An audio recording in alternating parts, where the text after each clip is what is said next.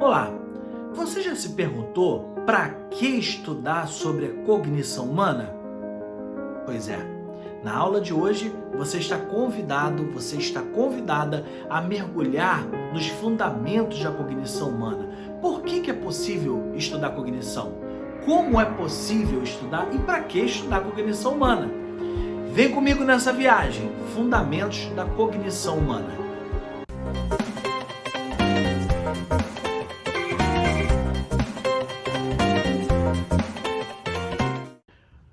Olá, eu sou o professor Diogo e vamos juntos embarcar nessa aventura de conhecer a cognição humana. E para que estudar a cognição humana? Bem, quando nós conhecemos a cognição de alguém, podemos dizer que também temos acesso direto à sua identidade, aos seus valores, ao sentido que ele atribui à sua vida. Também temos acesso à carga afetiva pró ou contra um determinado objeto social. Com isso, podemos inclusive, através dos estudos da cognição humana, saber qual é a predisposição de alguém para um determinado comportamento. Mas de onde nasceu o estudo da cognição humana? Podemos fundamentar os estudos da cognição humana a partir dos conhecimentos de Aristóteles, quando ele começou a investigar a forma como nós organizamos o mundo. E no seu fabuloso livro, Organon, ele trouxe para todos nós a compreensão nominalista das coisas. O que isso quer dizer? Quer dizer que nós começamos a pensar, nós começamos a linguagem a partir do momento que começamos a nomear os objetos. Ou seja, quando eu nomeio alguma coisa, eu começo a atribuir um significado, principalmente a partir da serventia daquela coisa. Então, a partir da sua utilidade, eu atribuo um significado. A partir desse nome, dentro de um significado, eu começo a formular sentenças, em seguida expressões, e é a partir disso que se forma a base do nosso pensamento. Quando organizamos o mundo pelos nomes e pelas suas funções, nós conseguimos classificar e assim conseguimos pensar. Todo pensamento vem a partir da nomeação das coisas e todo pensamento vem a partir das sentenças, das expressões e da organização desse mundo. Por isso esse livro é tão importante, chamado Organon. Então essa organização se faz a partir de um sistema natural e analógico, que é o nosso cérebro. Portanto, toda relação que nós fazemos dentro da nossa cognição, ela é uma relação entre o nomeado e o sujeito que nomeia. E a partir daí, dessa nomeação, se forma uma cadeia semântica. Mas não pense que é fácil estudar pensamento e linguagem. É muito difícil. E quais são as dificuldades de se estudar o pensamento e linguagem? Vamos lá.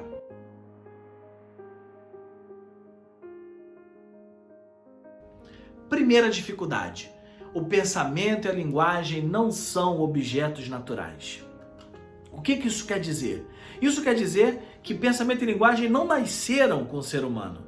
Não é algo natural, nem pensar e nem a linguagem. Uma outra questão que é muito difícil é que não podemos fazer uma comparação, uma psicologia comparativa, porque a forma de pensar e a forma de linguagem dos seres humanos são apenas condições humanas, que, embora não sejam naturais, nos impossibilita de fazer, por exemplo, uma psicologia comparada. Uma outra questão é que, por ser o pensamento e a linguagem objetos não naturais, humanos, eles só se separam didaticamente. O que isso quer dizer? Que pensamento e linguagem se confundem tanto como um objeto, que a diferença entre um e outro só se dá no plano da didática, para melhores explicações e compreensões. Mas quando vamos estudar isso no objeto em si, é difícil de dividi-los. E depois, uma outra dificuldade das pesquisas e dos estudos acerca do pensamento e da linguagem é que eles são objetos que necessariamente precisam ser feitos estudos experimentais. Então, a partir daí é que podemos criar uma generalização confiável. Fora disso, todo estudo de pensamento e linguagem são apenas do campo da suposição, da especulação. Depois de Aristóteles, nós tivemos um avanço nos estudos do pensamento e da linguagem a partir de dois grandes filósofos, Descartes e Spinoza. Descartes e Spinoza, embora eles sejam antagônicos nos seus funcionamentos filosóficos, para o que nos importa, eles são muito propícios. O que eu estou querendo dizer com isso? Muito simples. Eu estou querendo dizer que é a partir desses dois que nós conseguimos tomar o objeto pensamento e linguagem como passíveis de serem estudados. Por um lado, nós temos Descartes, que atribuiu a possibilidade de formular juízos firmes e verdadeiros sobre as coisas que nos apresentam contra todo o campo dos céticos. Sim, os céticos eram um grupo filosóficos que não acreditavam em absolutamente nada, rejeitavam qualquer coisa ter o status de verdade.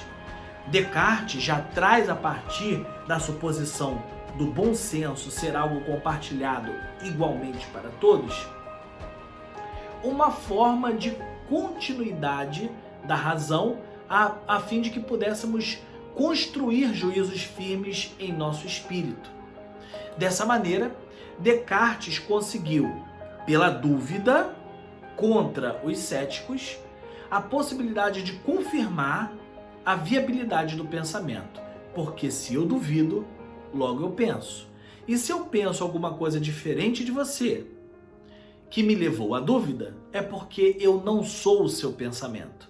Logo, o pensamento passou a ser um objeto factível, uma certeza de existência própria que pudéssemos estudá-lo.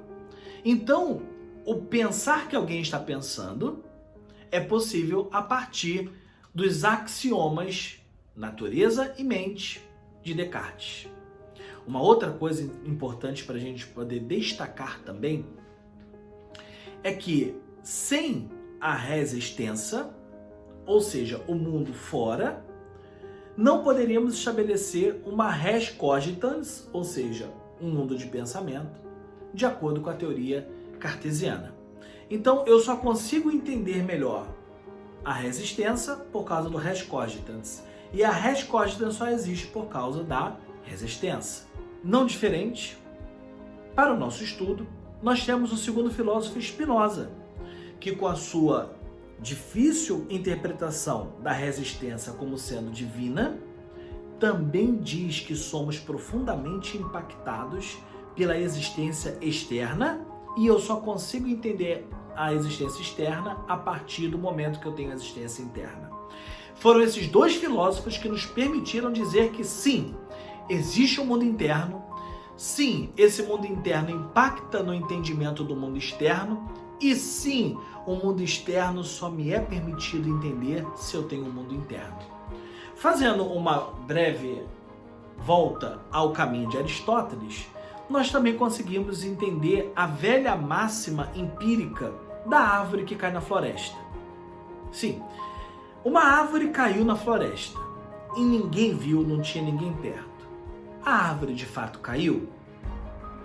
Essa pergunta gera inúmeras respostas, de modo que aqueles que acreditam no empirismo vai dizer que não, a árvore não caiu. Mas os racionalistas dirão, sim, a árvore caiu, porque independe de alguém observar. Aristóteles, aqui no nosso conceito de cognição humana, vai contribuir conosco da seguinte maneira: se você não souber o que é uma árvore, nem isso você conseguiria saber. Se ela caiu, se ela não caiu. Porque você não sabe o que é árvore e se elas são factíveis de cair, dada a sua cadeia semântica.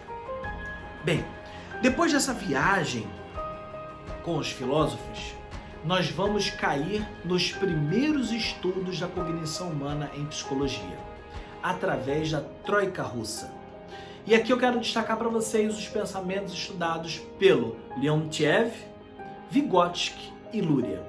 São três pensadores russos que trouxeram os primeiros estudos experimentais em psicologia em torno do pensamento e da linguagem.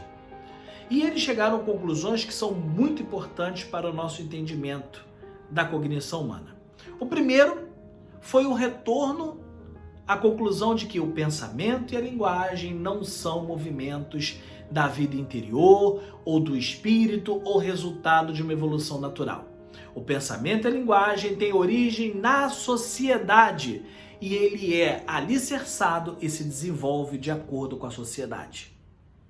Então, se você tem uma forma de pensamento, isso é dada em sua origem, não na vida interior, não no seu espírito e não na evolução natural, e sim na sociedade. A forma como você pensa necessariamente é perpassado pela língua que você recebe. A forma como você fala necessariamente diz respeito à língua que você recebe. Assim como essa língua pode possibilitar pensamentos mais rápidos ou pensamentos mais lentos.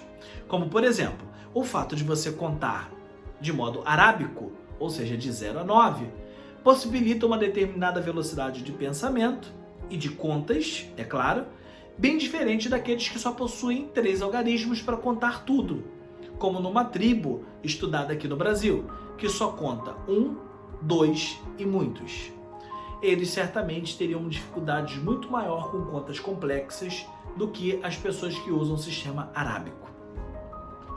Uma outra questão que a Troika Russa traz é que o pensamento e a linguagem, eles também sofrem influência das classes dominantes e dos sistemas de classes.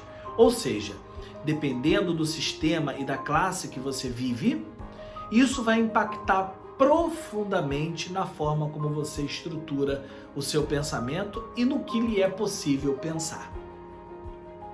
Esses estudos da linguagem novamente foram confirmados por um teórico que era também antropólogo, neurologista, etnologista e psiquiatra, chamado Rives, que viveu em 1864 até 1922, que postulou que as estruturas cognitivas dos primitivos, de culturas primitivas, são idênticas dos que têm uma cultura tecnológica. Bem, eu coloco primitivo aqui entre aspas. O que é a diferença entre a cognição das culturas primitivas e daqueles que são das culturas tecnológicas? A diferença entre o pensamento e a linguagem desses dois grupos são a forma de categorizar o mundo. Aqueles que estão no mundo tecnológico, eles caracterizam, melhor dizendo, eles categorizam o mundo diferente daqueles que não têm o atravessamento tecnológico. E com certeza a forma como nós categorizamos o mundo, e isso diz respeito também à forma da contagem, como eu expliquei anteriormente, também impacta na nossa inteligência. Pois bem, chegamos agora à psicologia cognitiva.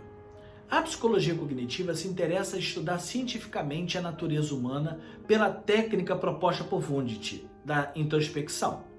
E existe também um outro interesse que diz respeito às diferenças individuais.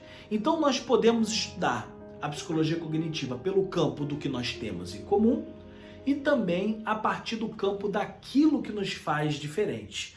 E isso é um campo muito interessante dentro da psicologia cognitiva que pouco é visto, divulgado, comunicado e proposto também como objetos de estudo. Porque nós podemos estudar a condição humana de grupo em pensamento e linguagem, como também podemos fazer abordagens individuais e, através do pensamento e linguagem, descobrir as nossas diferenças. E daí nós entendemos, dentro da psicologia cognitiva, alguns axiomas que são centrais, algumas leis que são centrais. A primeira coisa é que pensamento e linguagem não possuem vínculo primário. O que isso quer dizer? Que eles naturalmente não se ligam. Por que nós podemos dizer isso? Podemos dizer isso justamente por conta do surgimento. O pensamento e a linguagem, eles surgem em momentos diferentes, se modificam de modo diferente, se ampliam de modo diferente, se divulgam de modo diferente e se evidenciam em processos diferentes. Portanto, quando nós falamos sobre ser pessoa, nós podemos entender no campo individual, como também podemos entender no campo coletivo. E quando nós estudamos a psicologia cognitiva, nos deparamos com algo importantíssimo, que sendo essa forma individual de adaptar-se, nós estamos falando da maior tecnologia para a evolução dos seres humanos. Os seres humanos sempre evoluem a partir das suas funções cognitivas. Para a gente já se aproximar no final, eu quero trazer a definição do que é cognição. Vamos lá. De acordo com o dicionário APA, cognição é todas as formas de conhecimento, consciência, tais como perceber, conceber, lembrar, raciocinar, julgar, imaginar, resolver problemas. E isso inclui o processo simbólico e pensamentos. A segunda definição que nós temos de cognição, de acordo com o dicionário APA, é: cognição é o percepto, é a ideia, é memória e assim por diante de um indivíduo. Bem, agora para a gente terminar a nossa viagem sobre a introdução dos fundamentos da cognição humana, vamos a algumas conclusões que são importantes. Primeira conclusão é lembrarmos que os vínculos entre pensamento e linguagem, eles acontecem de acordo com a cultura. Uma segunda conclusão, que não podemos nunca perder de vista, é que a inteligência é uma categoria. O que isso quer dizer? A cognição humana quanto inteligência é a forma como eu organizo e compartilho uma rede semântica de esquemas e de sistemas para resolver problemas a partir do próprio conhecimento. Uma outra conclusão, que também é igualmente importante, diz respeito à intencionalidade. O que eu quero dizer é que a intencionalidade de comunicação dos seres humanos é demonstrada através dos significados que eu atribuo às nomeações que eu dou. O que isso quer dizer é que, de acordo com os meus significados, eu atribuo as minhas intencionalidades de comportamento. Pois bem, espero que você tenha gostado dessa viagem. Esse foi o nosso primeiro encontro sobre a introdução à cognição humana. Temos muito mais para falar. Obrigado.